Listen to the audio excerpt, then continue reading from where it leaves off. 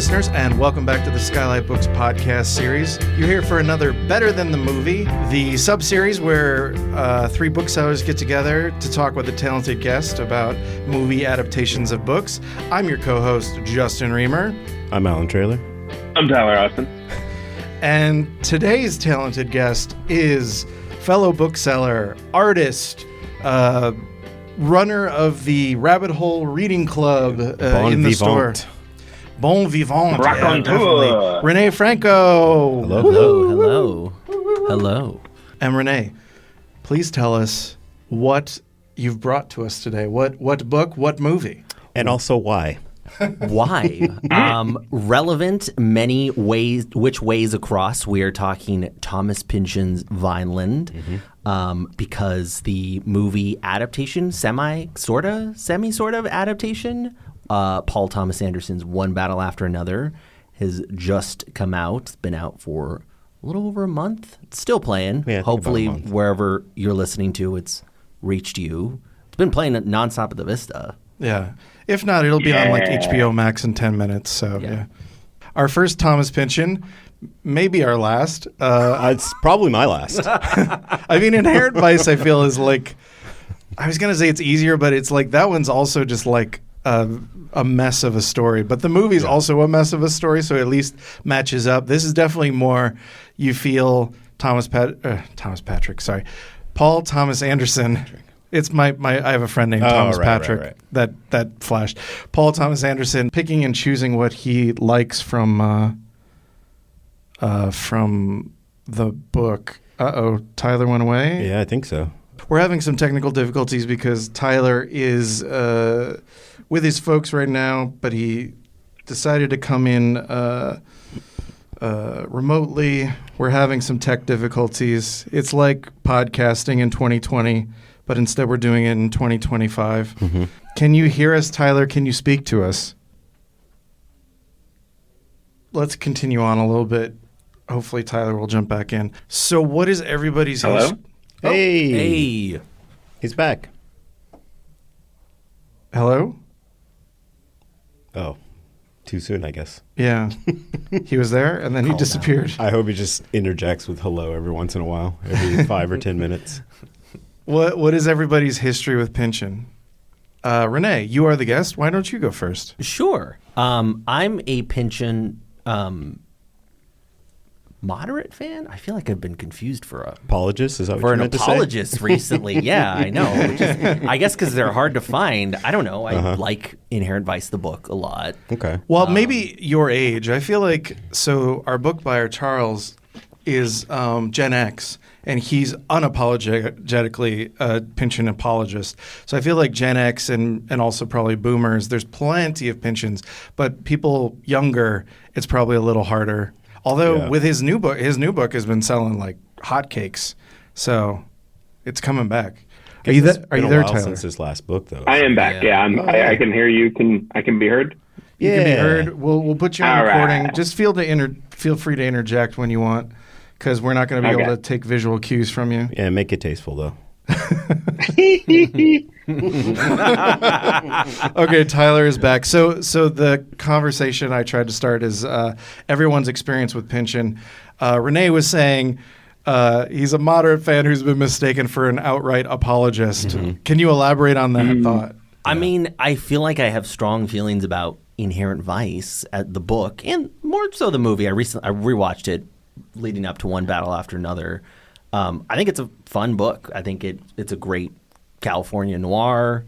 It's silly. It has its intended vibe. I think there's a passage in there about the Santa Ana winds that's been passed around a lot and gets referenced every now and then. I think I saw it referenced earlier this year for many such obvious reasons. Yeah.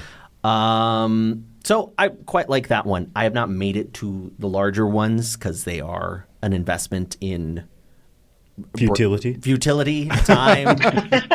next pandemic maybe. But who had that theory? There was like the like a few years ago there was that like published piece about how there's books like Infinite Jest and Gravity's Rainbow that are just big and you're never meant to finish them. Although there are plenty of people who have. Like our friend Devin Allegedly. finished in Infinite Jest while we were working at Last Bookstore. Yeah. Took him a couple years, I believe. Oh man. No, I don't know. Those books just feel like tentpole books that like modern classics that you're supposed to read if you're like a sophisticate. That's kind of the meme about it, I feel like. And most people are like, well, fuck that. I don't have the time for that kind of shit. Yeah. And that's sort of how I feel about Pynchon.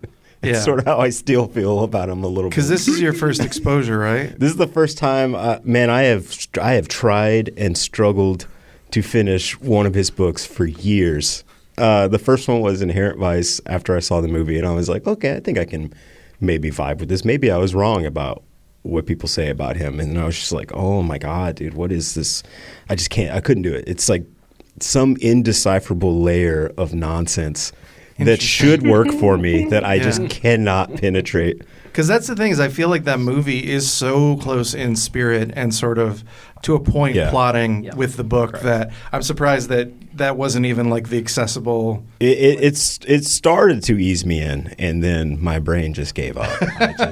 I was talking to Alex, our boss, about it, and he has like the same problem. He's tried multiple books multiple times, and there just comes a point where you're like, I don't know what I'm doing, man. Yeah, I can't do this. I mean, that is the accessible one. Like, if you can't get into that one. I know. Well, I heard Crying of Lot 49 is the shortest. Well, that's oddly the one. So after reading Inherent Vice, I was like, oh, well, I'll try Crying of Lot 49. That was one where I got 5 pages in and it was like, fuck this. Yeah. And there are many people who are like, that's a very accessible one. And for some reason didn't do it for me. So it's such an odd thing of like, whether you're willing to tap into his silliness. So wait, what's your history, Tyler, with Pynchon? Oh yeah, I mean, same. I read Inherent Vice. I read Inherent Vice after the movie. I was like, that's good. I don't know if I even ever tried another one, but just was like, I can't imagine anything more complicated than this being fun. But I thoroughly enjoyed Vineland. So you finished the whole book? Yeah, I did finish the whole book. I finished the whole book. I liked it. Yeah. Okay. And then I put that aside. I mean, I feel like I'm in a similar boat. I feel like Inherent Vice sort of became the gateway, and a little bit more than you guys, because I did end up being like, well, fuck Crying of Lot 49, but I'll try his short stories. And I did enjoy the short story collection. I actually didn't know he had a short story collection. Yeah, it's like all pre his novels, so he's kind of it's like he's got a lot of like forewords and whatever, being like, I'm a better writer than this, and it's kind of like you're a different writer than this. I mean, this is my first draft. But I've also tried Gravity's Rainbow, which is maybe one of the dumbest things I've ever tried in my life. Yeah, I just could not even.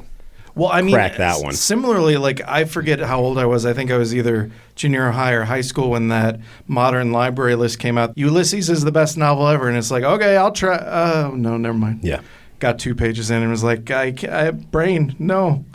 Yeah, we got to stop making lists. Read whatever you want. Who cares? I will say the new one is a little bit more accessible. Shadow Ticket? Yeah, Shadow Ticket, somewhere in between Inherent Vice and Vineland. But I don't know if my preference for finding it accessible has to do with having read Vineland earlier this year, prior to us having this conversation, but also some of the like visual language of Paul Thomas Anderson sort of helping to sort of crack some of the indecipherableness of it. It's also very specific and seems to be speaking into our moment of rising fascism. There's a whole subplot where he has, with the main character, who's also a detective, winds up in Europe in 1932.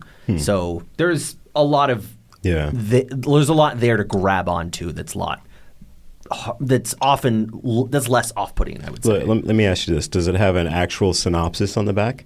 It's a synopsis he wrote, and you can tell he wrote it. Yikes. Because most of his books, they just sort of give up. And they're like, here's a bunch of people that liked it.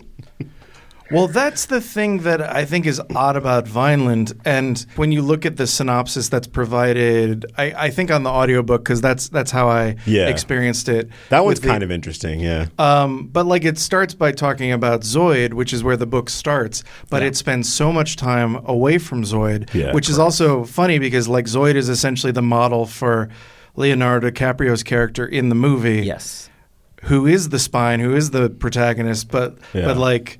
We'll come back to him eventually, but like really this is about a couple hundred pages later collapse of the hippie revolution and whatever. Ninja nuns. Ninja nuns, which Tyler was telling me partly inspired Kill Bill. Is that's what you said, right?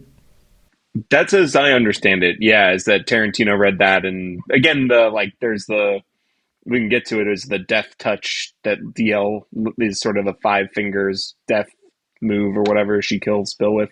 Spoiler. Yeah, seems to be there's some connection there. Yeah. What, they kill Bill in Kill Bill? Do they? I don't know. Guess we'll watch. Perhaps there's a whole bloody affair about it. Yeah. So a lot of times we have a much more straightforward way to look at the adaptation. Because the plots are usually kind of shaped about the same, but then there's some interesting choices. But this is literally, I came up with a flowery way of saying it, is that I feel like Paul Thomas Anderson's film sort of takes a lot of events and telescopes them down so that they all meet in one place, whereas Pynchon just kaleidoscopes out. Yeah. And every moment... Ever expanding. Yeah, every moment leads to a potential other story that's related to another story. Like it becomes Inception of like 4 stories deep, and then you'll realize, oh, right, this all came from them looking at a computer screen. Right. And now 200 pages later, we're looking at the computer screen again. Oh, shit. Okay. So yeah, it's the difference between telescoping and kaleidoscoping, I guess. That's thank you. Oh, you don't have to bow. It's thank you. I'm definitely not bowing. Yeah. It's really what an honor to be at a moment where culture shifted. So anyhow, I would say it's more of like a, trying not to use the word vibe. It's like an essence, like the most diluted essence of that novel. It's like failed hippie rebellion, burnout, dealing with his past coming back, sort of. That's with the daughter. With the daughter who wants to know more about her mother. Like that's sort of still in the movie. Not really. I mean, they say it is in the movie. Like in the movie, they say she wants to know her mother. So it's like, I guess it's sort of there, but it's not quite like it is in this book, obviously. The betrayal is still sort of the fracturing point there. Yeah. And I think it's interesting what Paul Thomas Anderson does with that betrayal in its ramifications for the military character who I don't feel like you fully get much from him insofar as the Pynchon, insofar as Vineland is concerned, insofar as Pynchon's concerned with it. But I think PTA kind of expands on that in a different way. Because unlike Vineland, that character, the mom, she does not come back in one battle after another. I thought that was a really significant change for the better. Yeah. I mean, you sort of, as I was watching it, I was like, when is she going to show up with the fucking gun? And then I was like, oh, okay, it sort of makes sense. Like, it's sweeter this way, I think. Yeah, because what is given slightly more straightforward setup in the movie is like doled out like 300 pages into the novel. We find out the nature of the actual betrayal and so on and so on. But in a nutshell, the novel deals with, it's 1984. There are all these former revolutionaries under the thumb of the government in different ways. They've either turned informant or they're like Zoid, our character, is basically like... What a name. These names. is basically has to like throw himself through a window to get money from the government, and also we learn later to sort of just as almost like a sign being like, I agree to your terms and will not try to like rock the boat. I will just throw myself through a window and get the government money for being crazy or whatever. Yeah. In a dress. in a Well, dress. that was the thing. Correct. I He forgot goes- about Yeah. that. That's the thing is He is in the a dress. opening Yeah. the opening vignette in the novel is that he's like, I don't want to throw myself through a window this year. Yeah. What if I just get a chainsaw and a dress and go crazy? Yeah. And they're like, no. Yeah. Throw yourself through a window. They're the That's what- classics for a reason, bud. Which there's a moment in the novel. It's so when he does throw himself through the window, he's like, "It was weird. It felt like breakaway glass." Which, like, there's like no payoff to that in any way, which is kind of funny. well, Hector starts fucking chewing glass. Yeah. So Yeah, I guess right. that's sort of the payoff. There's more of a thread in the novel, the illusions of movie making, because the lead female character, she's called Frenesy in the book, and her name is Perfidia Beverly Hills in the movie. Mm-hmm. They're not the same character, which is why it's good that they have different names. That figure in the book is the daughter of lefty film workers like gaffers and stuff like that. So there's this like thread of movie making insiders. There's almost like a pseudo Godard, like the revolutionary group in the novel is this sort of like pseudo Godard revolutionary group that is filming everything. yeah. And I can see 24 why, FPS, baby. and I can see why in like 2025 you'd be like, that's too much. That's an element too much. And PTA makes it almost more like Heat. Well, he Like- just makes it the Weather Underground. Yeah, The Yeah. actual group that blew up fucking government buildings. yeah. Yes, but their intended targets as well are like their explicit project is like ICE detention facilities as well, Yeah. and like freeing migrants. Which, Yeah. I mean, that element is Yeah. very, Yeah. for a movie that was filming last year. It feels very prescient for. Yeah, I for know. that, It's yeah. wild, dude. Yeah, when it begins the movie, I was Yeah. like, oh, we're going for it, huh? Yeah. Okay. Yeah, and that's the interesting thing too, because part of the betrayal that Frenesy does in the book and that Perfidia does in the film is that she essentially hooks up with the leader of the like fucked up right wing army, in the movie, like the ICE detention facilities, and in the novel, it's almost just like she can't help it because he's really fucking attractive and Yeah. compelling. And it's funny in the movie because like Sean Penn is You know how women have no control over their feelings when a handsome man rolls around? You know that old thing? Well, doesn't Pynchon spend a while talking about like her attraction to her suits and that it's like a Yeah. family history attraction to people, men in uniform? Isn't that a whole thing? Yeah, I mean, if I wasn't actively fighting this book the entire time, I could meet it on its own terms, but I think, it is what it is. I think it reads as kink both ways. Not that like she has Yeah. no control, but like she just really wants to indulge the kink. But in the movie, it's kind of even more perverse because like Sean Penn is not attractive. He's like What are you talking about? walk. That He's jaw? like Come intentionally maladroit. on. He does look like a dullard.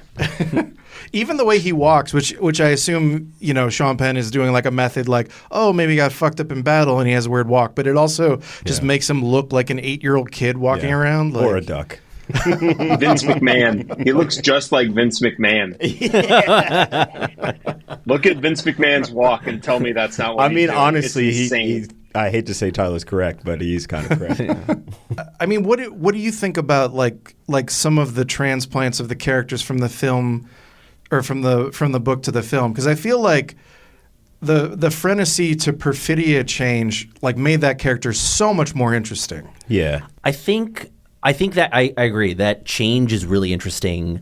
The motivation for her betraying everyone and sort of becoming involved with the Lockjaw, I forget his character in Vineland. That In It's like Vineland, it's Brock Brock. Brock Vaughn, Brock right? Vaughn. That character, I sort of like the inexplicableness of it. It's this sense of why are you doing this? You Yeah. have your crew, you seem to be enjoying this, and I sort Yeah. of like that. And then I was thinking a lot about the repercussions that ultimately Lockjaw's character has to pay for those repercussions. And in the book, he's just pursuing her because he's pursuing her. He's not over it. Yeah. That's not really. And also, that's just what government does. Right, exactly. It's a twofold thing. So those motivations I feel like are more fleshed out in by focusing in on that. And not honing in on this whole, she loves the men in uniform thing. Yeah. That's not gonna work. That would be tough to watch, if I'm being honest. Because that's the thing too, is the book has another character, Weed, that is like more of the college professor that's almost sort of like more of a guiding figure of the revolutionaries, that she also has a thing too, because maybe he has like the college professor suits vibe, and she's like, all right. But I don't know. Yeah, there's it's hard to make one-to-one with this. It's not exactly, but it is interesting when you get into it to see the things that he did, that PTA did, like sort of scoop out with an ice cream scoop from the middle of like a sequence in the book or from like a thread in the book. You know what? I know I brought this up many times, but it does also again remind me of Annihilation and how that adaptation is, where it's like he basically was like, oh, this is the gist of the story. I'm going to take those elements and do my own thing. Mm-hmm. And so that book is pretty fucking different from that movie, but it has the same sort of essence. Yes. And that feels like what he did with this. He's like, I'm going to take these ideas because I find them powerful and interesting, and that gives me inspiration to do this very relevant current story with this backbone. Probably the only way he can get a fucking movie funded, honestly, is just being like, it's based on something else, technically. Right. Yeah. Yeah. The Leonardo DiCaprio. The credit. Oh, sorry, Tyler. Go ahead. Yeah. Oh, I was just going to say, I believe the exact credit was inspired by Vineland. Yeah. Yeah. So, yeah. I think the Leonardo DiCaprio character is almost a one-to-one of the Zoid for I the would most say part. So. Yeah. I think his motivation in One Battle After Another is a little bit more for being the burnout. Has a lot more to do with being heartbroken and sort of being than being like disillusioned with everything in Vineland. Yeah, because this is like decades past the failure of that thing, so it's like can't really harp on that anymore. That shit's been dead. Yes. So yeah, I think that's probably his like motivation to change that. Yeah, and I think a good choice too. Yes, exactly, and I think he gets more to do because we're not in these constant asides into these different worlds. Like you were saying, Justin, the screens and then zooming out and then forgetting the Zoid. What happened to Zoid Wheeler? I guess he's still looking for his daughter in the book. Yeah. Give this shit to Kaufman, see what he does with it. give him like a season of TV to turn this into some crazy ass shit. Like, I saw someone on Letterboxd being like, "You could adapt Vineland faithfully," but and now having read it, I'm like, even if you did it as TV, by episode 4, where the fuck are we going? Who is this? Where's my man Zoid? Right. It'll be Game of Thrones all over again. They killed Ned. Because the book does go in interesting places. I almost feel like we should talk about them separately a little bit. So like, let's talk about the book a little bit, wrap it up, and then get into the film. Because I feel like we're probably all a little more enthusiastic about the film. Although I think the book is really... Did I give that impression? I'm sorry. I think the book is fairly interesting, and I'm not saying where my vote goes early, but it is a little tighter for me than it might be for some, which is better, the book or the movie. But I will also say that in theory, I should love this shit. Yeah. Like, this is my shit, but it's just impenetrable. And the audiobook did not help, as we discussed. Yeah, we discussed this beforehand. Did you read it? Like, you actually read it? Yeah. I read it a couple months ago, prior to the movie. So the issue with the audiobook, and it was in the 90s, because at the end of the book... It's not the 90s? Because at the end he talks about, like, go to audible.com for more books in this series or whatever the fuck. Shit. So the guy who reads it does very stereotypical ethnic accents for the for Hector, the DEA agent. Shit I've ever heard, dude. For the Japanese characters. Yes. No. Bro, he goes full hog. Yeah, and even to be fair, like, it's almost respectable. To be fair, even the Japanese characters are clearly like almost like taken out of a ninja movie and put into the reality. It's almost excusable. It's wild, dude. It's like, Were you trying to say something, Tyler? I don't even know what does he even do with the Italian characters? You just hear his arms flailing around. There's just no words. Oh, Ralph, where we going? Oh my goodness. Oh yeah, Will you there's come on to like that. my daughter's wedding.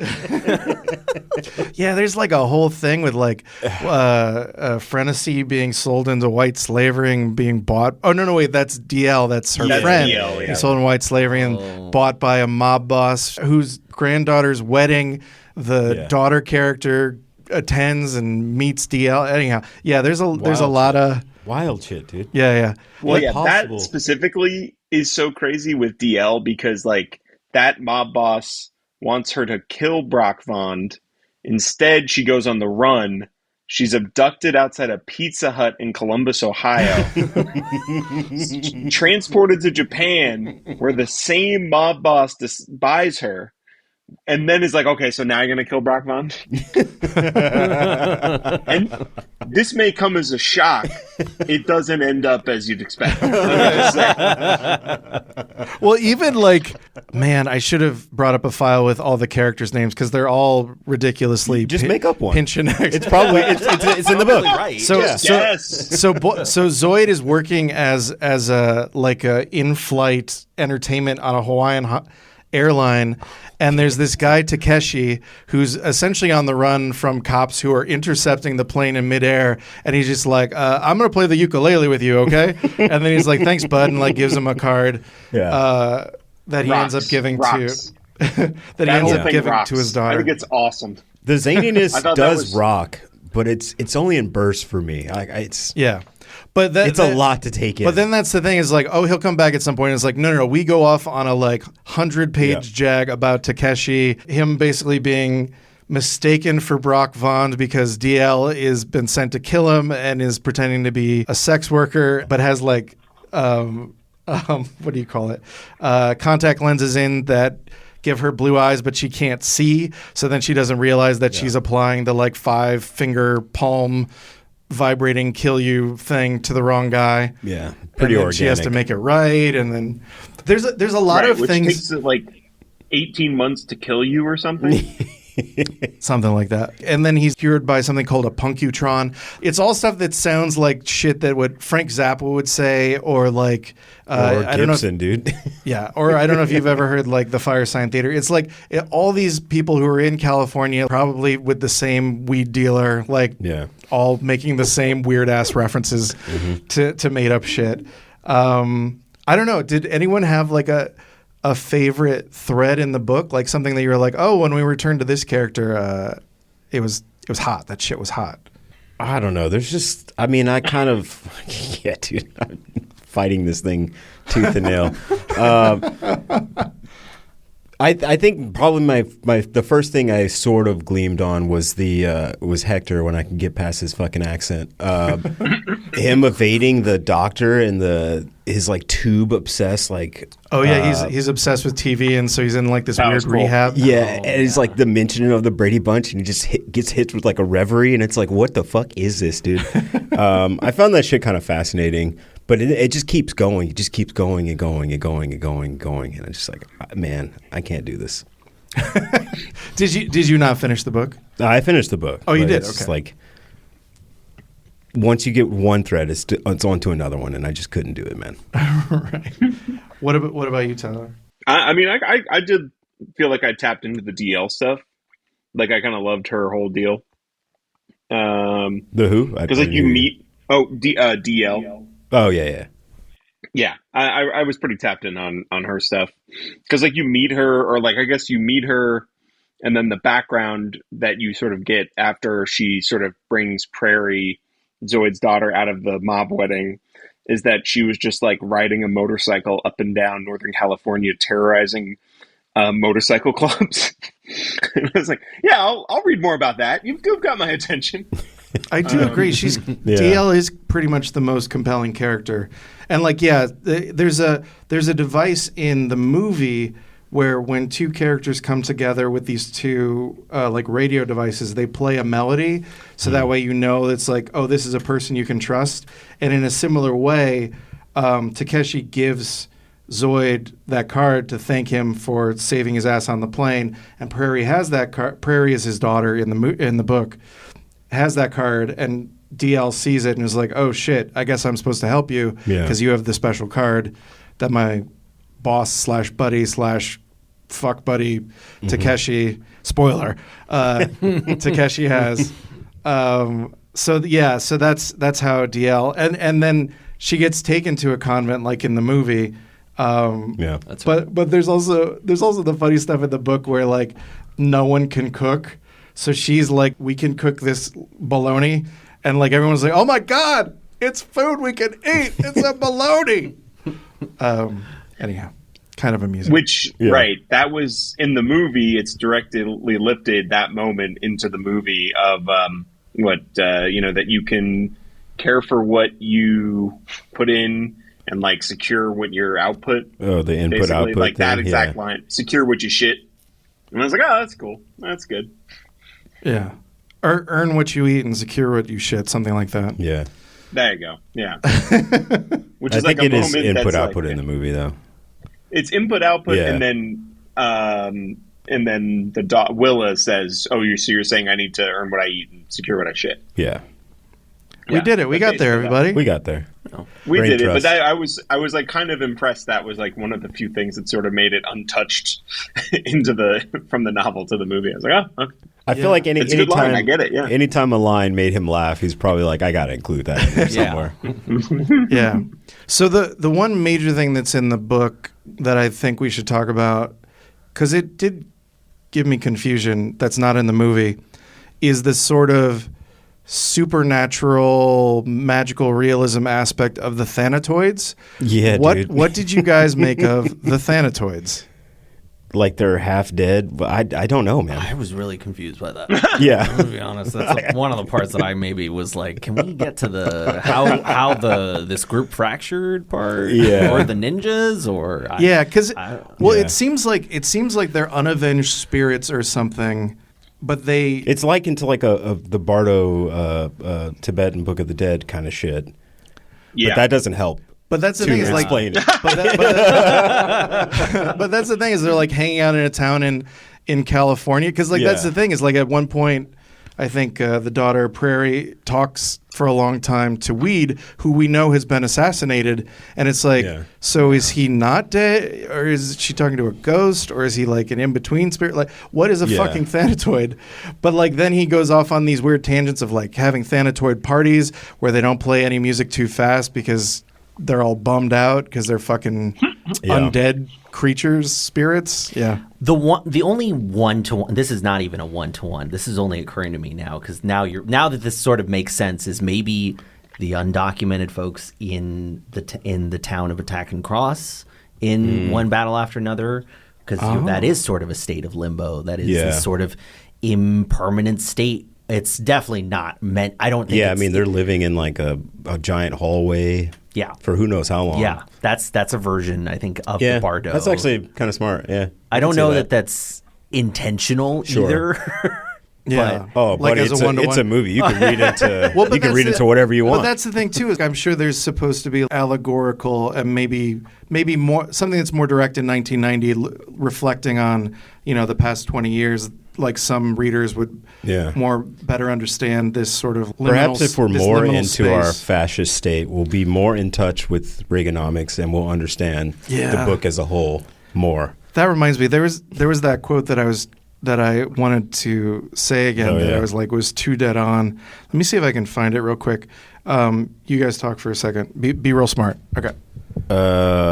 Super smart. Super smart. An aside that I liked. Yes. The aside that I liked was when we do finally get into what is her name in the book in Vineland? Rene. Yeah. Oh. Yeah. Or Free and Easy is. Free and Easy. Yes. As a lot of people like to say. When we find out the sort of full extent of her backstory, because I was like, this is what we're here for, right? Like, how did this group fracture? What were they doing? What were the circumstances in which this happened? I sort of liked the detail. I liked that Pynchon was sort of poking fun at this group that, of course, they're trying to use film to change the world in this Godard-esque way. And they're semi-serious, and then they wander into this, like, are they going to become armed radicals kind of way? You kind of made me something clicked for me. It's like I think he pokes fun at so many things that I'm not really sure what I'm supposed to be gleaming from this, other than like everything's a fucking absurd joke. Mm-hmm. I mean, yeah. Yeah, which is, accurate, true. But like I feel like there's probably something more deeper going on than just that. But that's all that I can really glean from this. I mean, I think he's poking fun at this era, and in particular the failures of it, and in particular the sense that the idealism of trying to change the world through the 60s via cinema, via the new wave, which the avant-garde. Feels sort of personal too. It does. It definitely feels like it's coming from a place. He's still mad about it. He's still mad about it. Yes, at least in 1990. Yeah, mad enough to not write a book about it after Gravity's Family for a long time. But I sort of did enjoy the details of that, as well as the fact somewhere in there I was like, well, where is Zoid in all of this? Where does he show up in this? And he's sort of just like this perfunctory last note in there. He's not even who. It becomes more about his daughter. Yeah. He's not even who Frenessy is like interested in. She's sort of shuffling through these different men before she winds up with Zoid, because he's sort of harmless and he's already a stoner, like a gigantic stoner by then. Yeah. I thought that was interesting that he's not really as important in her universe as I was expecting him to be. I imagined that he was like honestly kind of the same I love the movie, but like kind of the same. I wanted way more of Perfidia than I was given in that movie. Yeah. And he's definitely a little bit more perfunctory. He's more of an accessory. Yeah. Yeah. Of course, Google works differently on this computer than on the one I was on last night. So it's bringing up different results. But the AI is calibrated differently, et cetera. But there's a quote in one of the concluding chapters that's basically like the old folks were arguing about whether the sun was about to rise on a new era of fascism or if it had already risen, something to that effect. And I was like, God, that hits way too hard right now. Yeah. Okay. Do we think we got some good book thoughts? We want to focus up on this motion picture that PTA made? Sure. Yeah. All right. Why not? So we got one battle after another. It stars Leonardo DiCaprio. You got Tiana Taylor there as Perfidia, who is there mostly in the opening. You also got Jungle Pussy as herself. Yeah, Jungle Pussy as herself. You've got Sean Penn as this annoying army dickhead kind of guy. It's like a horny Terminator. Homicidal. Yeah. Mel Gibson if he were in Ice. No, just Mel Gibson. Just Mel Gibson, sorry. Corrected. Starring Sean Penn as Mel Gibson. As Mel Gibson, the director of Flight Risk. Yeah. Malibu Mel at his finest. And, what's her name? Chase Infinity? Chase Infinity. Plays Willa, the daughter of Leo's character, which is just, initially it's Pat, but then he gets the fake name of Bob Ferguson. My ghetto Pat. Ghetto Pat. Yeah, my favorite moment, jumping around and ahead, is just the moment where he's been caught by the cops and he's being processed, and he's claimed that his name is Peter Parker, and they're like, "All right, you want to try it again?" He's like, "Parker, Jim Parker," and then they bring him up, and the woman's like, "So, Mr. Parker, blah blah," and then finally, "Bob, look at me, Bob." And then you're like, oh shit, she's on his side. But it sums up the entire. He has to be led through literally every moment of this movie. Yeah. All right, Tyler. I know you wanted to beg off of synopsis, but do you think you could give us a rundown of the film? Sure, if you want me to. Yeah, come on, it's your thing. Yeah, why not? All right. Well, I mean, I think we've kind of covered the first 40 minutes of this. 45 is basically. We're dropped into a Weather Underground style direct action political group that basically executes a series of bombings. With the help of Pat.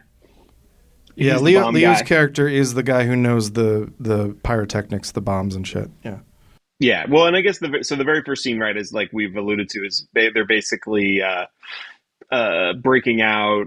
I think they basically say like 250 to 300 people from like essentially an ICE detention center. Yeah. And Bob arrives and is like, "So what am I doing?" Yeah. Which kind of sets the tone for the whole thing. Yeah, They're like, it's gonna that set loose. off a bunch of stuff. Yeah, you're gonna set off some bombs, make a distraction, and so they do that, and they're able to get the people out. And this is where Perfidia Beverly Hills and Stephen J. Lockjaw meet for the first time. Yeah. And in the moment where, if you're not sure if you're watching a Paul Thomas Anderson movie, she instructs him to get up, and by that she means his raging hard penis, and, which begins like an obsession on his part, and I would say slightly on her part. Like there's a little bit. It's pretty unclear. I think a power dynamic. Yeah. But there's like in some ways she's interested in that. But anyway, he becomes obsessed with her and basically starts to track them. It seems like, but we get these unbelievable sort of like flowing montage of incredible, acts of bombings, and Tiana Taylor talking about making phone calls and things to like senators and stuff. It's really incredible. It's really an amazing sort of bit of filmmaking there for a while. Yeah. So ultimately, sort of that section cresting with Sean Penn busting into a women's bathroom as she's planting a bomb and demanding his hat back, and also that they sort of finally consummate their relationship, which we get a little bit of. If anybody wants to talk about that. I mean, it seems like she penetrates him with his gun. Where he gets raped in reverse? Yeah. Semen demon. So yeah, I mean that is a fascinating thing, is that in the book it is that like much more obvious that she wants a piece of this guy, even though politically they're so opposed. On this, it does seem more like I feel like I'm gonna have to do this, or it'll be more trouble if I don't. But then maybe I can get my rocks off too, stick his gun up his ass, shit like that. Yeah. But then we find out there's something else at stake with that one. Yeah, I was gonna say there's a moment now, having just rewatched the movie on Monday, like when in the immediate aftermath of that scene in the bathroom, where like Leo is also there, and he like catches up to her and is like very excited and was like, "Ah, you did it," kind of thing, like, or maybe pats her on the butt, and then basically like you can just like read her face of being like, well, I don't feel great about this, but I'm also a little excited about it, is sort of the read that I came away from this on this watch, at least. Yeah, I feel it feels like she's trapped into doing it, obviously. But something about his like pure obsession with her, I think, does something to her. Like she thinks she can take advantage of it. It's really hard to really talk about that and not have it sound gross. But like there's something weird going on with their like a mutual almost obsession with each other. You could see her being like, there is value in me having this guy under my thumb. Yeah. But then she fucks up, and then it reminded me of these other entwined relationships in PTA's work, both in There Will Be Blood and in The Master, where there is these push and pulls of dominance between these two different central characters. And Phantom Thread. That's right. Yeah. Where it's destructive. It's mutually destructive. Yeah. Yeah, he does seem to be drawn to that dynamic a lot, yeah. Yeah. There's something just like the perversity of it as well. I could certainly, there's but we get a sense of it, and essentially this comes to even I guess more of a head when a bank robbery goes wrong, in which Perfidia, I think, actually kills the guard, right? I mean, she shoots him twice. Yeah. And then we get our first sick ass. Why was that guard crawling? What the fuck was he thinking? Yeah. I mean, that's the thing about that sequence that's so good, is so it's set up. They're spreading apart. They're doing like the cool bank robber shit. Jungle Pussy's got this whole rap that she's doing. She even says at one point, like, this is some set it off shit. Yeah. And like, which is great. Incredible line. But then, Perfidia shoots the guard, and immediately she's like, Oh, fuck. This is turned from like cool, fun, like, yeah. Yeah. And then she has to shoot the guard again because the guard does not lay down. Yeah, it's such a weird moment, man. He's just, yeah. I don't know. It's really hard to even go into it, but yeah. And then, yeah, you're right. Like, it leads to Paul Thomas Anderson one-ups Michael Mann kind of situation. He's like, we're going to be downtown, and I'm going to make it good. Mm-hmm. Yeah. It's pretty incredible. Yeah. As far as car chases, I mean, because rewatching it again, I was like, so I guess it's like 3 separate cars. Because there's one that Deandra, who is like Regina Hall, who I think is like our DL stand-in. Yeah. Sort of, which I would say not enough Regina Hall because she rocks in this. Yeah. But like her car gets away, but the other 2 are wrecked, and like people kind of scatter, and then ultimately Perfidia is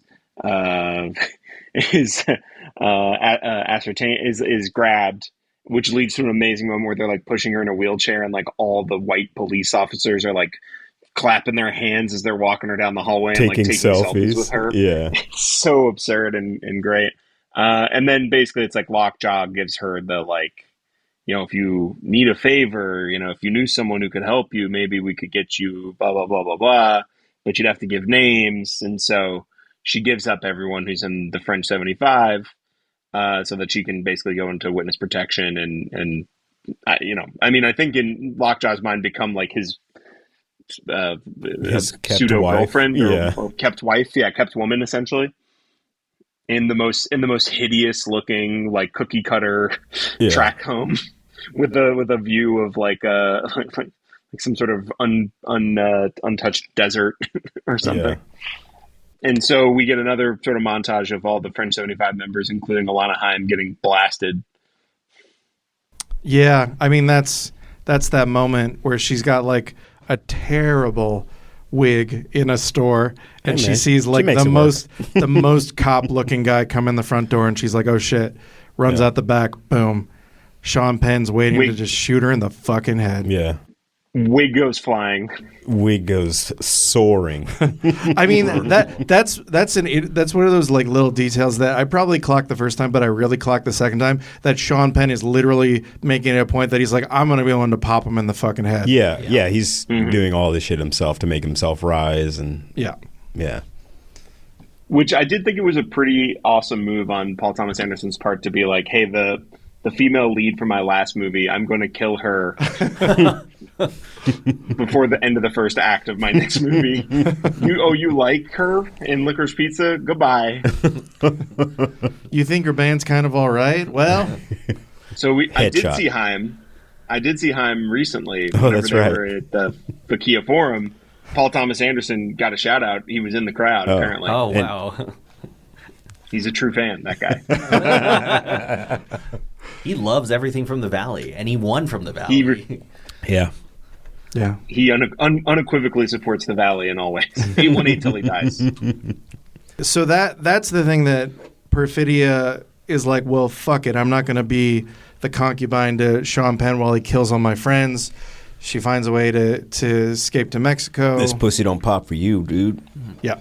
That's what she writes on a little note to him and hits the road. Which is a Jungle Pussy song, or it's in a Jungle Pussy song, I believe. Quick side note about that. Yes, because that isn't a Jungle Pussy song. And that song rocks, and I read a specific interview with her, and she was like, yeah, it was crazy. Because I was like, okay, when I heard that was a Jungle Pussy song, I was like, oh, it must have like come about on set, and that was, recommended, whatever. That exact line was written into the script. So Jungle Pussy, when she read the script, was like, he's quoting my song in this movie. That's crazy. That's amazing. Yeah, that was him picking that up. Which is I would really also awesome. assume it was something they organically came to, but no, he's like, no, this is a great line. Before this shit has gone awry, I keep wanting to call him Zoid. Pat and Perfidia have a child, Charlene. Pat is more than happy to just become a dad and just be like a house husband, which leads to the great conversation with Perfidia's mom, who's like, you're like out, like you're not in the same league as my daughter. Yeah. Like she comes from a long line of revolutionaries and you're just bullshit. Yeah. And he's like, yeah, I know. You were so unsuitable for my daughter. My daughter, yeah. Yeah. I think is the exact line, which is amazing.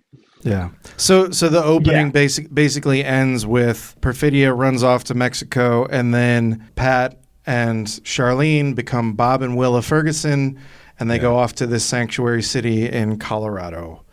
And then I would also just interject that before she flees, before it all like goes to shit, like part of her like leading up to this disastrous downfall of the group is her having like PTSD after giving birth.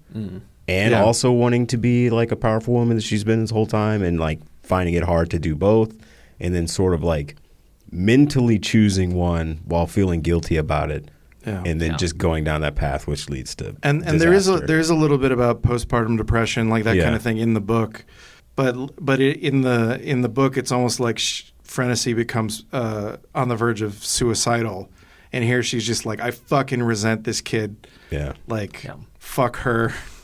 She's not going to be... Well, and she also says, like, you can't even do this shit like I do it. Like, I'm the fucking Michael Jordan of rebellion, bitch. Yeah, I think that is a really probably an important point that we should hammer home is, it nails what I assume postpartum depression feels like on some level of just like, I feel insane. Yeah. Like, I carried this baby for 9 months, and now he can just like walk around and be like, there's even that hush conversation in the bathroom that he's like sort of listening in on, where she like basically says that, It's really, I think it's like so well observed, as I would understand it to be. It's like a really, it's pretty dynamite in terms of nailing that whole, like where she is mentally. And then also like on top of, there's also some great stuff with her earlier, like when they're at the campfire and like she's pregnant and like firing a huge gun, and you're just like, oh yeah, this is a complicated, fascinating character, and like, how much of it is her? Yeah. Well, it's interesting too because Sorry, no, go ahead. You go. No, okay. Well, just how much of her, like, how much is it her finding an identity by being in the revolution as opposed to like, being in a revolutionary for the cause, which I think is like so interesting. And like, I think you can kind of look at maybe most of the people in the revolution, and like also just like where she is mentally, obviously, but like, and like, why is Bob in the revolution, or why? I think most of them are very clearly just playing revolutionaries. You think so? I think so. With the exception of Perfidia and what is Regina's character's name again? Fuck. Oh, Deandra. Well, that's what I was gonna say is interesting. Which they know is like, you still got fight in you. It's like they're like the two that are actively, I think, trying. They're not playing. They're like they believe it. Well, that's what I was gonna say. Is in that scene, Pat turns to Deandra and is like, "Does she even realize that she's pregnant?" Yeah. And like the like Regina Hall doesn't have a line, but her face says a lot. She's like, I can see where she's coming from. I see where you're coming from, but like, you don't even get where she's at. Yeah. Like, yeah.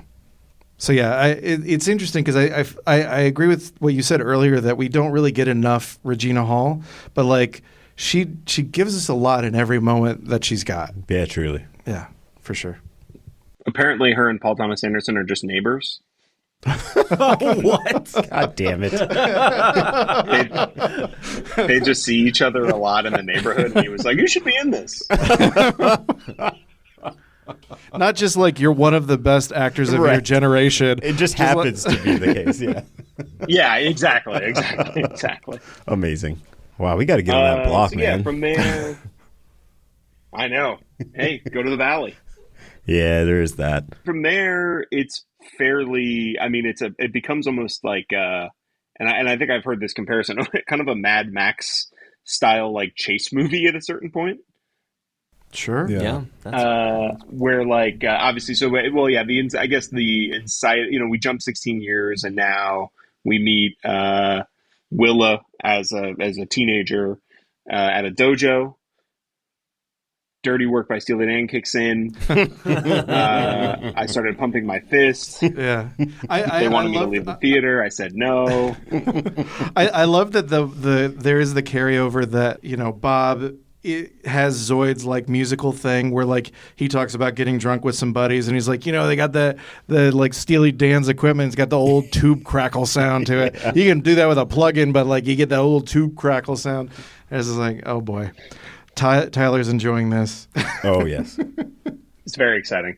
Well, now I'll give my lovely wife Audrey, credit for this, in that it's kind of one of the best parts of this movie is that they're constantly like referencing other things that like it feels like characters shouldn't know or like aren't like the moment where Steely Dan is on the soundtrack. It's not like it's diegetic, but then immediately in the scene after that, he's like, yeah, the guy bought Steely Dan's equipment, and you're like, what the fuck is happening? It kind of aids in the sort of paranoia of it all. Yeah. Or he's watching the Battle of Algiers on TV.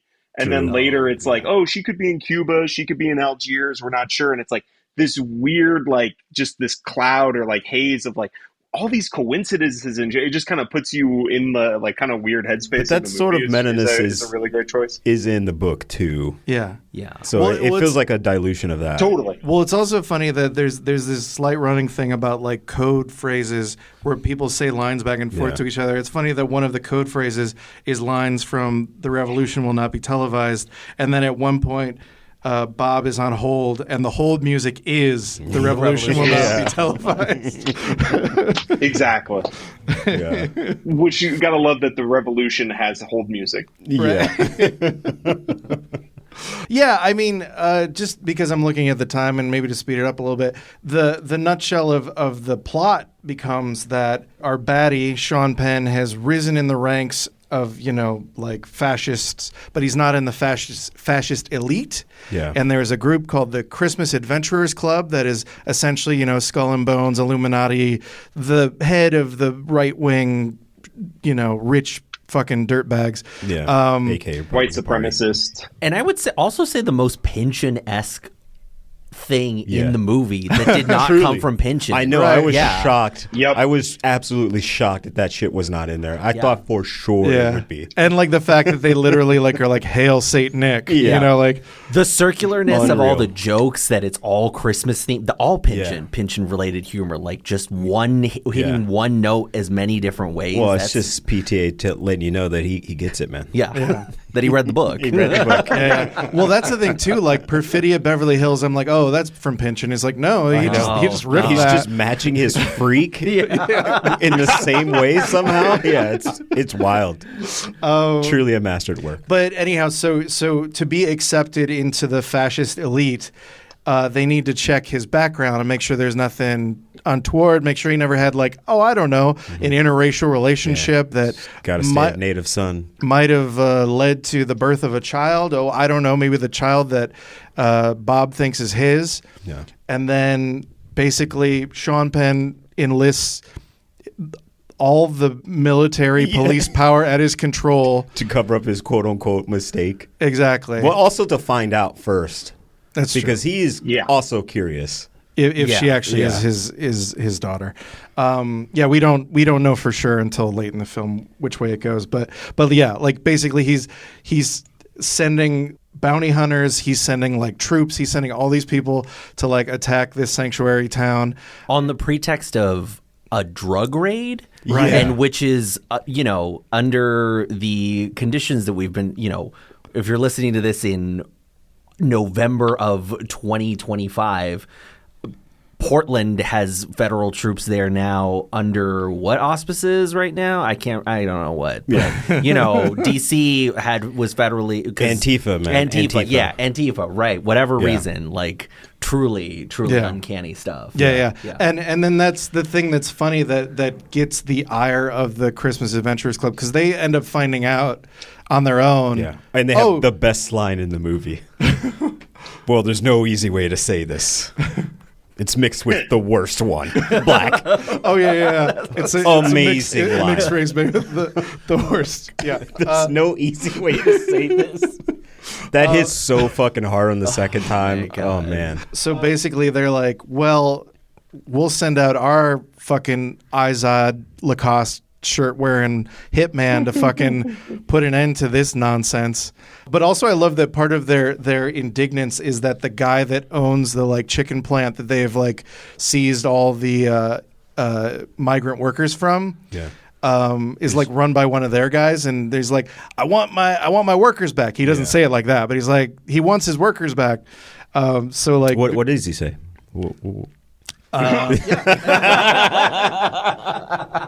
Sorry. As the only sorry. I guess. I couldn't help myself. I'm so sorry.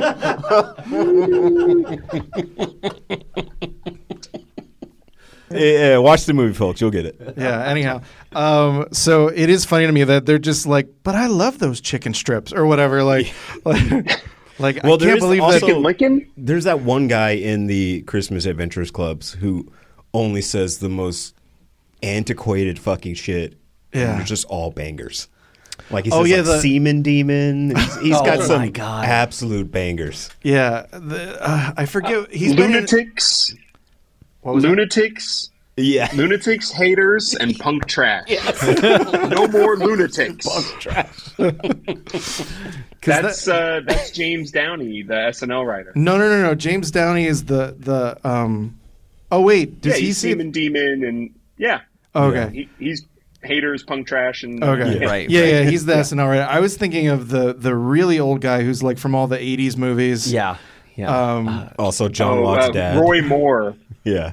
His name in the movie is Roy Moore, which I think is wasn't that the guy who was running for Senate in Alabama? Yeah, who turned out to be like Herbert from Lolita, basically. Oh, Humbert. Yeah. Same thing. Yeah. Pedophile. We get the reference. Yeah. Actually, that was one of the things that I thought was funny It's in the book. basically a Sorry. requirement now. Sorry to just jump to this. Was that there's a reference to them playing Italian songs at the mob wedding, and they look for an Italian fake book by Deleuze and Guattari, which I thought was a very funny, because those are the postmodern philosophers who wrote like Anti-Oedipus. Anyhow, it was a great reference for me. Pinchin' heads. Yeah. Pinchinites. But yeah, names. They're you're making Pinchon. jokes with names. Well, if there's any carryover also from the book to the movie, it is that like it is constantly referencing media. Yeah. It is like TV in the book is like the end of times, basically. I mean, it is essentially kind of what the book's getting at, and like so it's funny that they kind of carry over. You know, at a key moment, a character says like Tom fucking Cruise. Yeah. Oh, Sensei. yeah. Yeah. Well, that. Which we should get into Sensei. Yeah, Sensei. Benicio best, del the Toro is best. so great, but that also does remind me that there's this mild obsession of the revolutionaries in the movie of like keeping to like 1G technology, like they don't want to get traced. Yeah. And there's really only one time that they use that the like military uses technology to get them. Every other time, like Leonardo DiCaprio is like, they must have traced your phone, man, to like Benicio del Toro, who doesn't care about any of it. And that's not how they found him. Like they found him through a fucking calendar on the wall that had a picture of Willa on it, and that's how they found him at the dojo and stuff like that. But it's funny that he's just like, it must have been your phone. And it's like, it wasn't the phone, he's not just- once. He's just a bumbling idiot the entire movie. Yeah. Which I was so glad because like the first trailer hits and I was like, I don't know. It might be like a barrel-chested hero kind of thing. But I really hope it's not, and it totally is not. It's kind of beautiful. Yeah. Sensei is the man I thought he was going to be Yeah. Yeah. in this movie. All right. Talk to us about Benicio. Let's all talk about Benicio. Yeah, Let's dude. do it. Yes. Yeah. Let's get into him. Sergio St. we meet him, Carlos. Sergio St. Carlos. Yeah, I mean, we meet him immediately, and it's such a great just his introduction with Willa of just like, you're not breathing. Like he is just the most zen, chill, unbelievable guy. And then we sort of I guess we should. So the Lockjaw brings down the raid. Immediately, Bob's house is taken. They're also like Willa's at a school dance. She's taken out by Deandra, and then meanwhile, like Lockjaw, like raids his house, and Bob, not knowing where to go, like ends up with the Sensei, hoping he has a weapon. All he's got is nunchucks and shit. Accidentally finds the best guy to run into. Yeah, and stumbles into like a guy who, and I think there's obviously meant to be like he's a foil to Bob, and that like Bob is this burnout guy who like was in the revolution, but like is now just sort of, watching his own back and is like very paranoid and is a drug addled sort of dumb idiot. And then like quietly, Sensei is like this community leader who's like he's doing so much. You could almost argue did more than like the French 75 ever did to sort of help. Oh, I think 100%. Like directly, not even an argument. And it's not even debatable that he is basically impacting his community every day more than they ever did. It's pretty awesome in terms of, as he describes it. I'll use the quote: running a little bit of a Latino Harriet Tubman situation.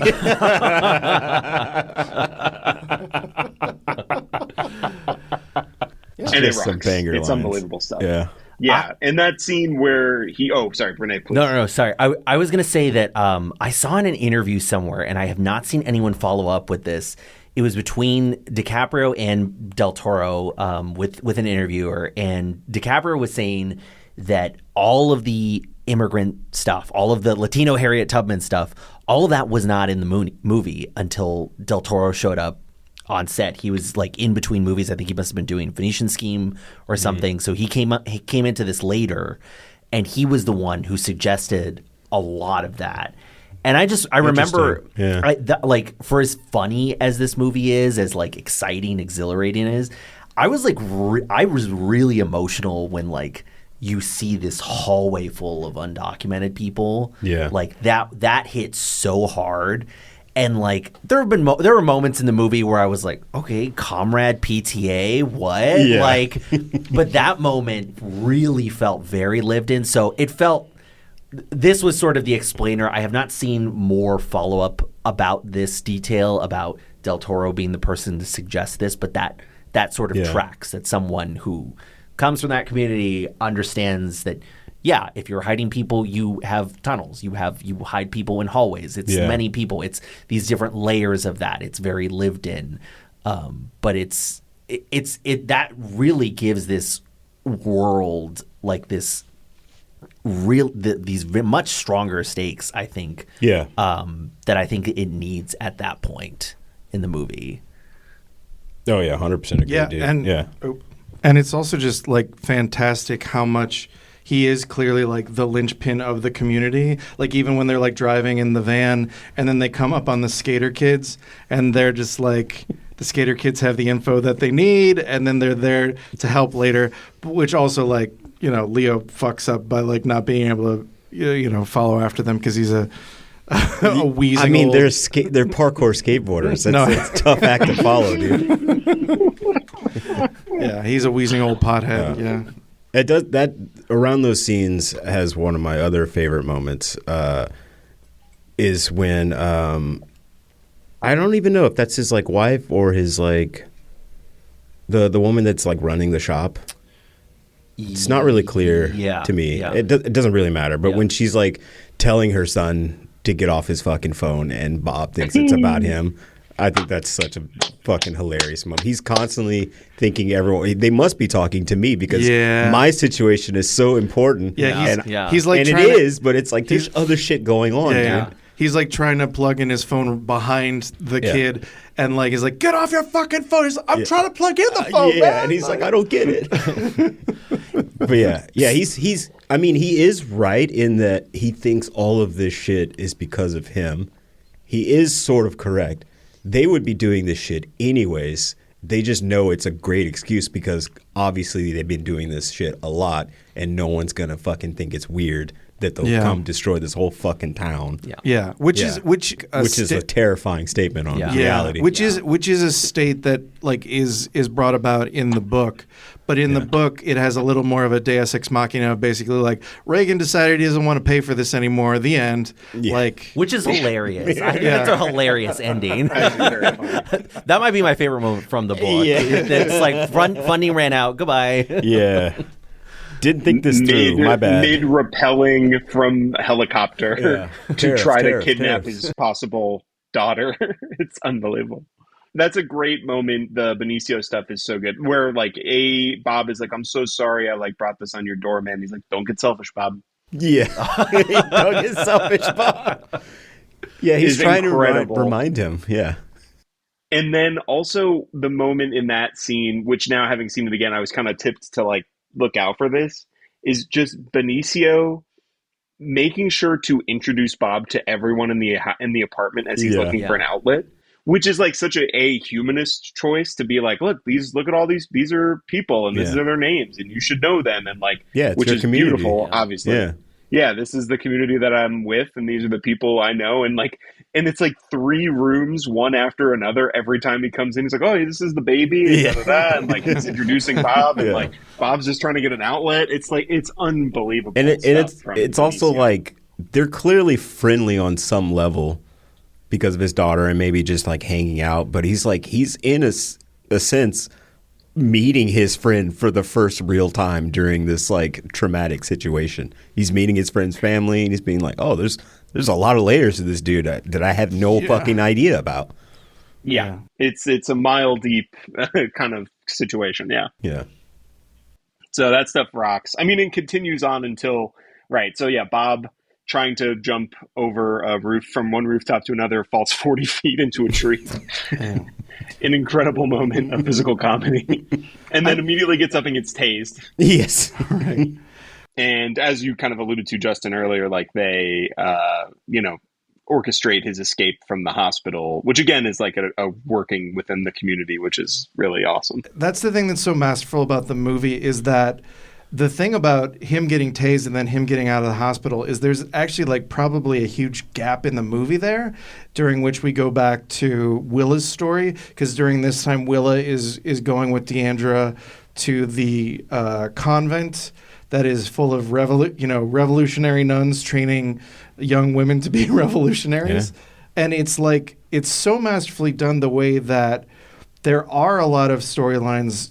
Not like in the book. Like the book has a lot of storylines, but isn't concerned with them coming together. And this is just so well done of like keeping each storyline going and knowing that this is all going to collide, which in the third act, it's like collision on collision on collision of all these storylines coming together. Are we missing anything from the Willa storyline that we haven't really covered? Apart from... Well, I mean, her whole thing is just being handed off from group to group, person to person, in absolute terror of her own survival. Yeah. And in the book, she is more, in the book, she's actively seeking. She's actively seeking her mom. And in the movie, it's more that she has this image of her. Everyone's lied to her about what she did. And she has this until the image of her. nuns. Yes, until the nuns collapse it for her. Yeah. So it's a little bit different. She's not seeking it. She just is holding it, I guess. Yeah. So Sister Rochelle is a character from the book and the movie. She gets to keep the same name because it's kind of the same spirit. Just like you think you're going to come in here and be special. Yeah. You're the opposite of special. In the movie, you're a baby rat. You're a baby rat. Also interesting. You're two Tylers. Is that Jason over there? There's like 2 Tylers. You're like bouncing tracks off of each other. Okay, you've muted one. Can you hear us? Oh, no, you're off. Okay. The Sister Rochelle character is played by the woman who interviews Tom Cruise in Magnolia. Oh, holy shit. Yeah, that's her. You're right. Wow, holy shit. Wow. Has she been in other PTA Laura stuff? Walters? Come on, dude. I'm sure she has. Yeah. I do recognize her. Not from Magnolia, because I haven't seen that in a while.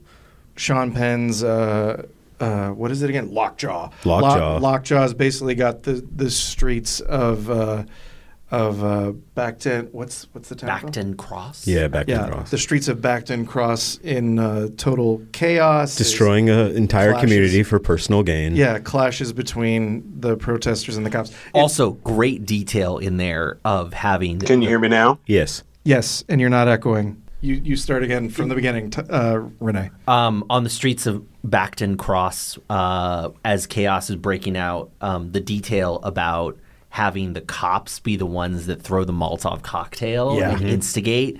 It sort of brings the betrayal element full circle, the people from within. It's almost like they do it so regularly they got it down pat. Yeah. but I also love it too that it's sort of like, well, we've kind of reached a standstill. Someone send in Eddie Van Halen and you're like, what? And it's like just a dude in a Van Halen shirt. Just a looks roided out 20 white years dude. older than everybody else. Yeah. Throws a Molotov cocktail. Yeah. It's like almost a bit of an eruption. Oh God. Okay. This guy. You know, Jamie's not the only one who's crying at that joke. Jamie's not the only one crying at that joke. All right. Wait, that's Aerosmith. No. Jamie's got a gun with Aerosmith. Jamie's crying. Oh, you're right. Or Jamie. Mea culpa. Anyhow. Mea culpa. Wouldn't be right without an extreme tangent. But anyhow, so he's got the info. Go to the nunnery. So Sean Penn leaves the chaos in the streets of Bacton Cross because this is the rendezvous. There's the whole thing with the code and to find out where the rendezvous point is, and Leo doesn't know the code because he's fucking fried his brain on things, and there's a great payoff to that. We won't get into it. We don't have the time. Also, it's filthy as hell. So everyone is getting ready to collide at this nunnery. Although, actually, first Leo has to get busted out after being tased. Yeah. Do you want to? Which Sensei, of course, helps him. Yeah. Do you want to pick that up, Tyler? Totally. Oh, yeah. I mean, just another kind of incredible act of community on Sensei's part to, like, be able to, like, we have people everywhere. And, again, the moment where she's like, Bob, you're diabetic. You didn't get your insulin yesterday. And then the nurse doing the nurse voice of like, that's going to be your bathroom. Like, you're going to go out there and then go down the fire escape right now. Like, never breaking, like, voice, like nurse voice. Yeah. Because she's a pro, dude. Yeah. You're going to want to go out that handcuffs. Back door right now. Yeah. And he's like, right now? Yeah. Right now. Is really incredible. He is somewhat childlike, honestly. But it is also like fantastic that like when he gets there, like Sensei is there with a couple of beers and he's like, all right, we're on the way. Here's a couple of beers. Not before they take a selfie, though. Yeah, that's true. Take a selfie, Bob. God, Sensei It's rocks. not very often you can break out a member of the French 75 twice in one day. Yeah.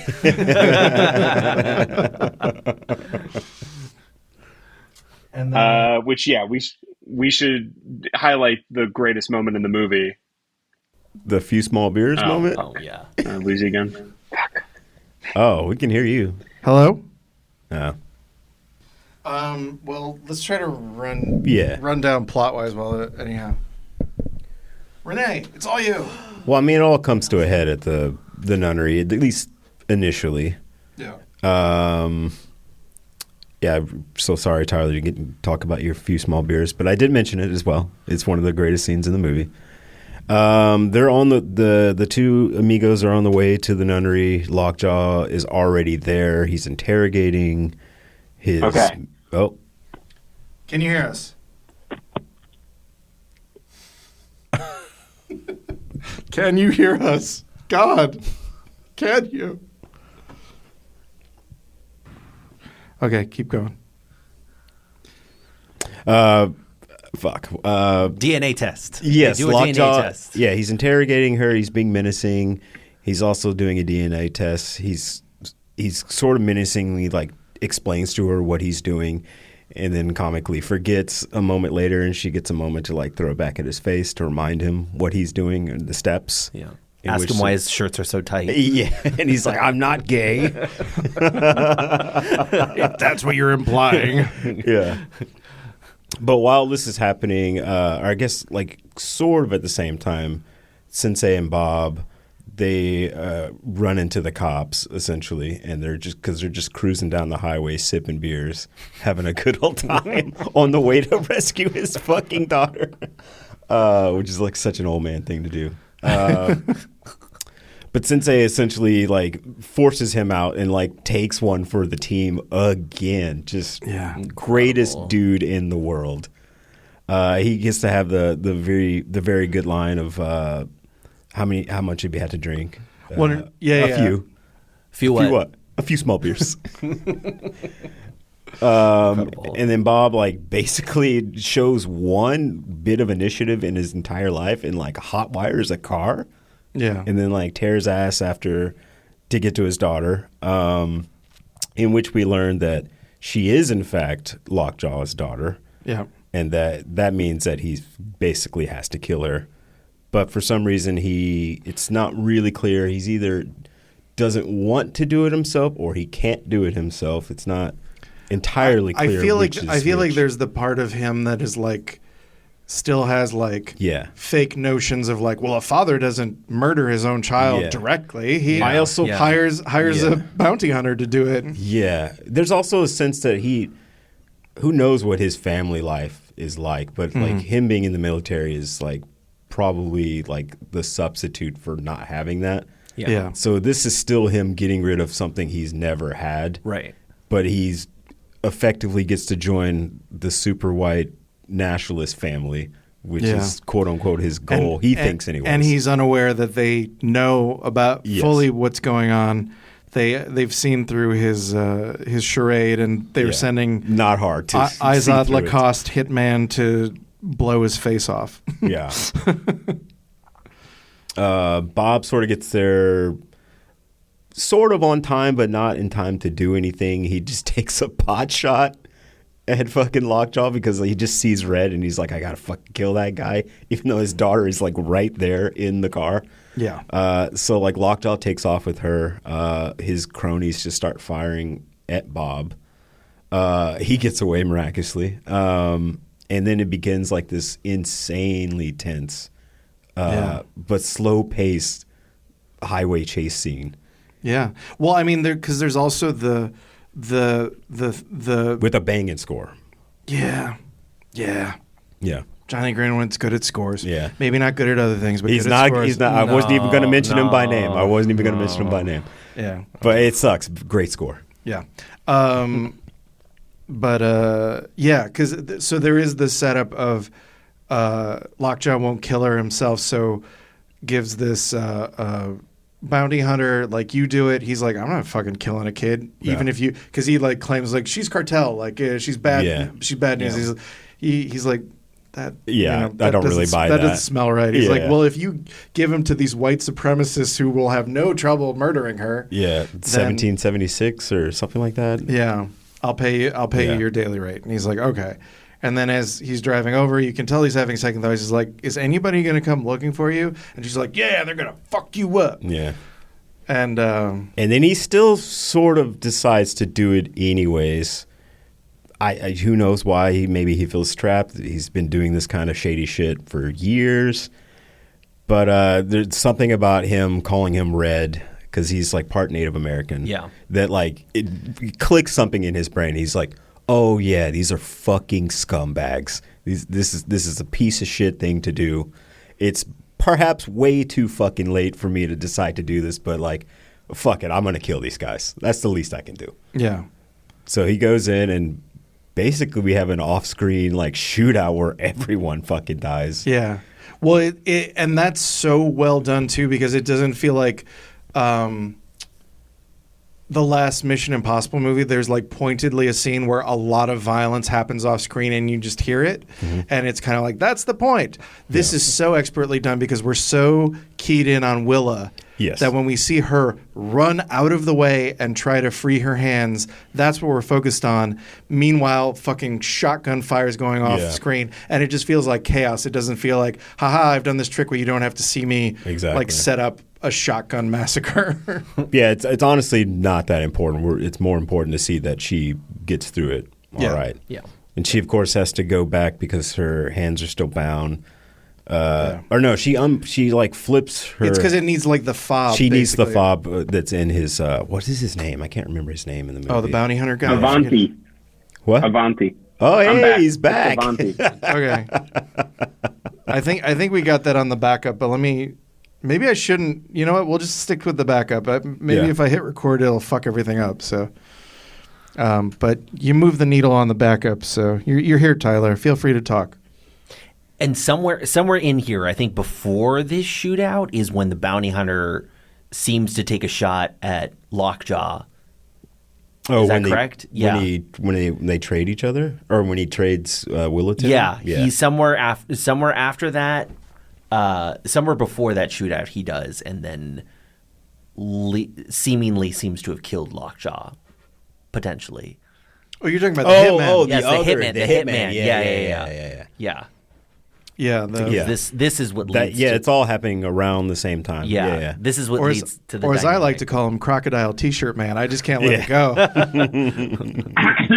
Crocodile T-shirt, man. With the Patagonia vest, I think. Yep. Yeah. I believe so. Yeah. It's so white. Oh my God! All right, just jump back real quick. We don't have the time for this, but like the intro to him, just like coming into this like very white bread suburban house, and just being like, "Oh, you're making those banana pancakes I've heard so much about." And then they go to talk a real Illuminati shit and murder. Yeah, they've got fucking NORAD under their fucking suburb. Incredible shit. Yeah.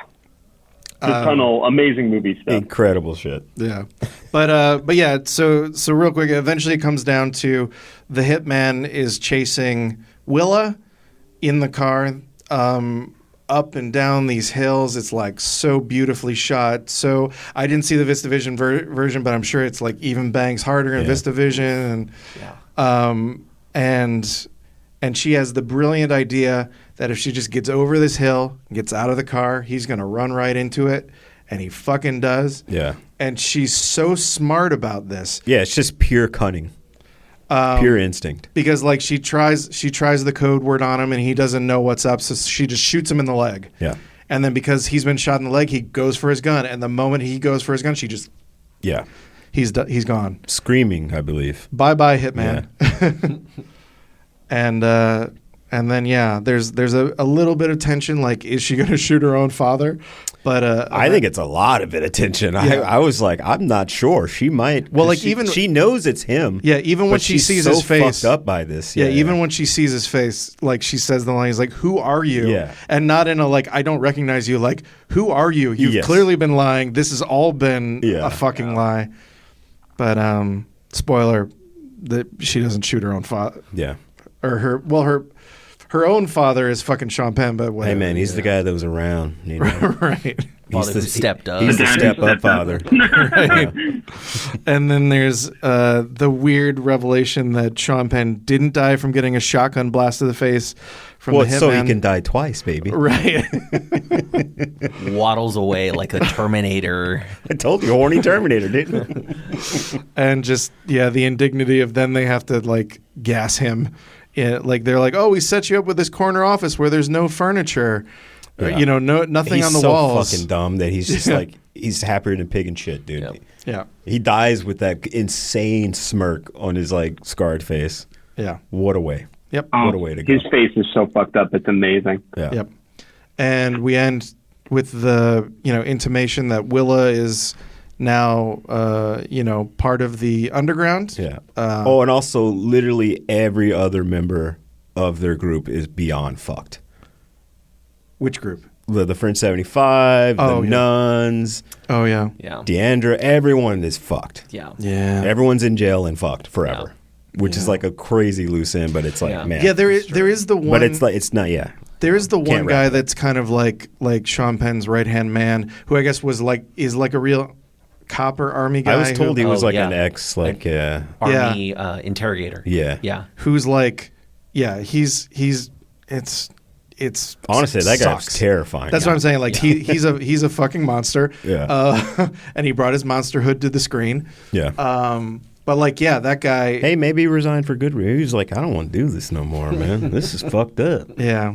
But I'll show you what I do by putting this Deandra character you like so much in prison forever and ever. Yeah. I guess if Yeah.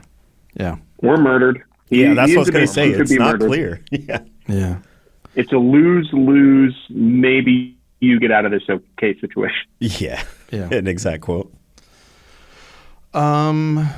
Yeah. All right. So we're running out of time. We should get into final thoughts and final ratings. Let's start with our guest, Rene. Final thoughts. Final thoughts. This movie really rules. Yeah, it I think does. It's it speaks volumes to our moment. I think there's questions I have about the transplant of the timeline, the 60s to the 80s thing to making it contemporary. I think they're interesting questions. I think it's an interesting question to be like, is all the prologue stuff in the first half hour, is that in the 90s or is that set now? And then everything that precedes that, is that sort of set in a interesting. infinite present sort of. Yeah. I think that's an interesting thing. I prefer that version because it sort of makes the one-to-one of like not necessarily it being the Trump era, but sort of the endlessness of the Trump era. Yeah. I think that makes that somewhat interesting. That's a really interesting point. I think there are questions. I have some questions to think about the politics. I think like you mentioned, Allan, about the are they fake revolutionaries? I think the fact that people don't stop to have a conversation about that, if one can stop in the middle of all the car chases to have a conversation about that. But I think a lot of that is answered by the action as well, the action of like the sensei character. Yeah. He's doing what he does is the answer to that question. Yes.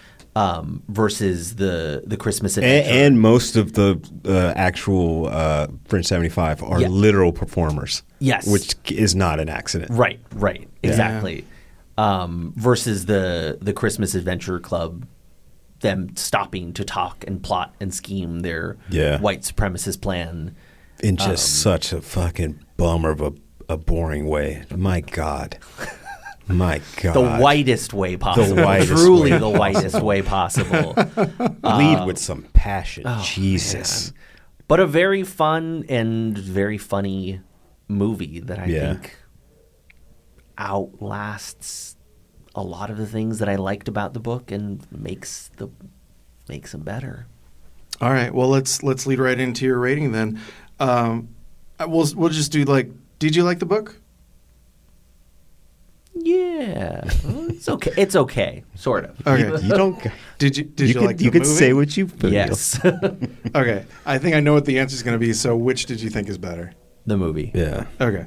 Let's go with Tyler. Let me try recording you and see if we can do it. And this will be the last, technical difficulty. Can you hear us, Tyler? So unbelievably funny. No way. Did we lose you, Tyler? Fucking hell. So unbelievably funny. God. It works, and then it freezes before it can answer. Such an old man thing. That's all I got. I assume you're describing yourself, Allan. Wow, what the fuck? What the fuck? Are you back, Tyler? Wow. Yeah, I'm back now. Wow, fuck you, dude. Okay, let's do this quickly. Final thoughts and final ratings. I'm gone again. Tell them we can hear them and just have them talk. We can. Oh shit, though. Okay. All right. Are you sure? One more test. Okay. Do you want me to do I'll do my final thoughts. Movie's better. Book's really good. Worth watching. Worth reading. Hey, happy birthday to my mom. That's why I'm not there. If I had to rank them, I'd go my mom's birthday, then One Battle After Another, then Vineland. So if you can get to my mom's birthday, you should do that. But if you can't, then go see One Battle After Another. It's propulsive. It's funny. It's unbelievable action. All the performances are good. The book's great. I mean, like a pinch-on sentence, you're not going to get that anywhere else. So enjoy that while you can. And well, you can. Right, that's it. Happy birthday, Mom. Well done. All right, beautiful. All right, Allan, real quick. We got like 3 minutes. Okay. Just real quick. In theory, I like this book. At some point, if I'm brave enough, strong enough, I'll actively read it and finish it this time with my eyes and not my ears. But this movie is a fucking modern masterpiece. I'm sorry. It just fucking rocks. It takes everything that I think I would really, really enjoy out of the book if I wasn't distracted by, like, frankly, racist accents.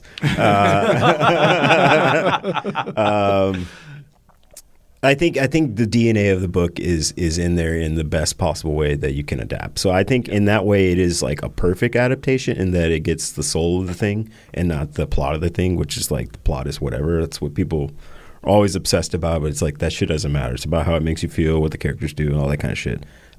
Perfect movie. I've seen it twice. I want to see it a third time.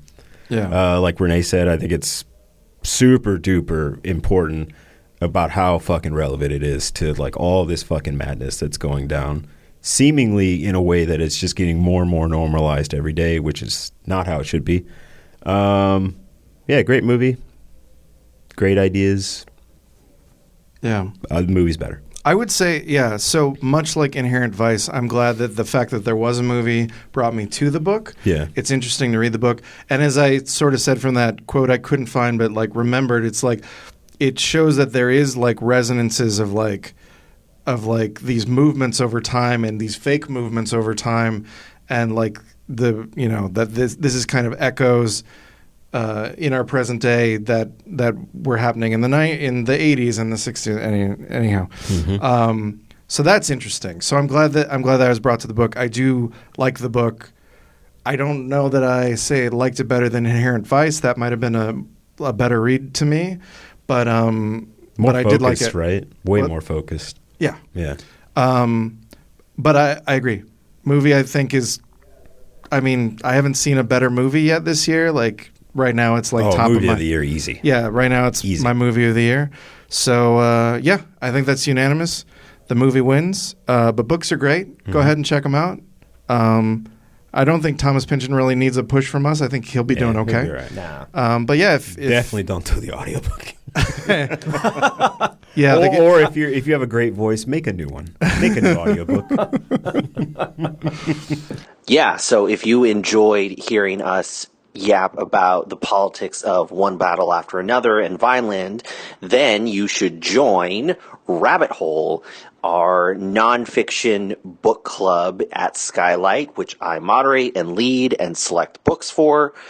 It's free to join. All you have to do is read the book and show up. It's the third Thursday of the month, every month. We recently restarted it this year. We are on our 7th month now. For November, we are going to be reading a book of essays by Jared Shanahan. Every fire needs a little bit of help. The idea is just political nonfiction, new recent political nonfiction, political histories. We have a little bit of a break for the holidays because we're not meeting in December. So we will have a little bit more time to read a longer book, and we will be reading The Dawn of Everything by David Graeber and re-meeting again in January, the third Thursday of January for that. You can find out all the details about what we're reading, keep up to date with that on our website under the Rabbit Hole program. This is wonderful. The plan is still to do Running Man next. We don't have a guest yet, but hopefully we'll be doing that. Running Man, Stephen King, Edgar Wright. Sorry, Allan. I know. And away we go. All right, have a lovely. When is this going up? November. Have a lovely November, Thanksgiving, all that good stuff. Or if you don't celebrate Thanksgiving, just a great November. Enjoy it. Till we meet again. Bye bye. Till we meet again. How formal. Yeah. So romantic. Thanks for listening to this episode of the Skylight Books podcast series. We hope you enjoyed it. If you'd like to check out the book featured in this episode, or others, please visit skylightbooks.com. If you're in the Los Angeles area, stop by for one of our live in-person author events. You can find a calendar on our website. If you like this podcast, leave us a review. It really helps us out. Our music is by Duck the Piano Wire. Till next time.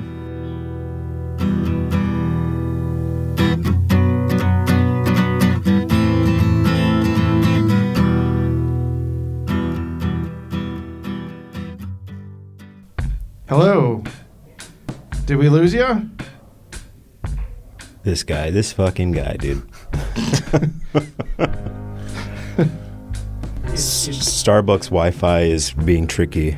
Wait, is there a way to... because you cut off, it just cut off the recording. All right. Can you hear us? He's frozen. Hello? No, he's not frozen. He's just being very stoic. Can you hear us? Can you hear us, Tyler? Oh, boy. Oh, he went away.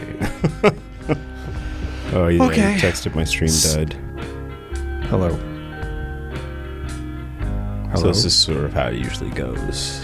Yeah. Oh, he went away again. I said to try audio only. Let's see. Wow, you're a side taskbar guy? Fucking freak. Look at this fucking freak. Disgusting. Also, it's weird that it's making me log in again. Come back, Tyler. Come Where's our back. guy? Oh, he said technical difficulties. Oh, shit. Yeah. He'll be back, I guess, in a second. All right. But I was having a thought. Yeah. No. All right, we're talking about... Can you hear us? Oh, I think we lost him I again. just texted him. Hello? What were we going to say, Rene? The Oh. problem is I can't hear you. So Oh. it'd be hard to have a conversation. Oh. Okay. I think he's reading my text, yeah.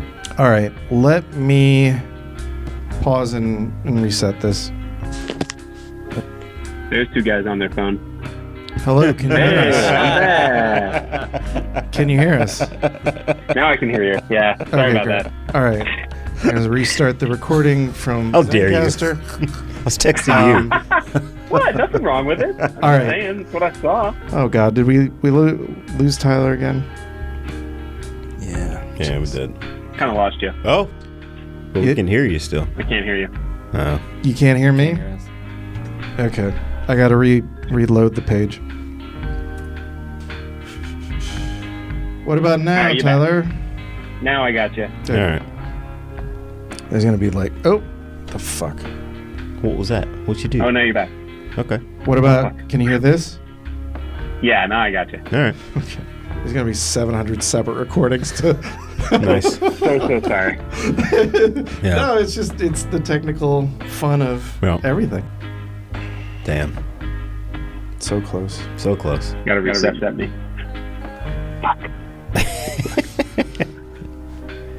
Resetting. Okay, how about now? Few small beers. I'm trying to get to few small beers. Yeah, that's what I was saying. All right. I think in the very least you're back. You got to be backed up somewhere. All right.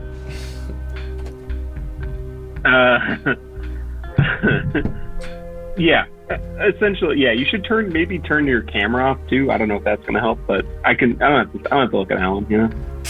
Wow. Wow. I mean, honestly, yeah, it could. Did that help you? Well, Made it worse. can you not hear me? Hello? Great. Well, I broke everything. Y'all speaking? I can't hear you. Oh, we are now. Can you hear me? Taco Tuesday. How about now? All right, I'm back. Okay. Can you hear us? Nope. I don't know. You can't hear us? The timing of that.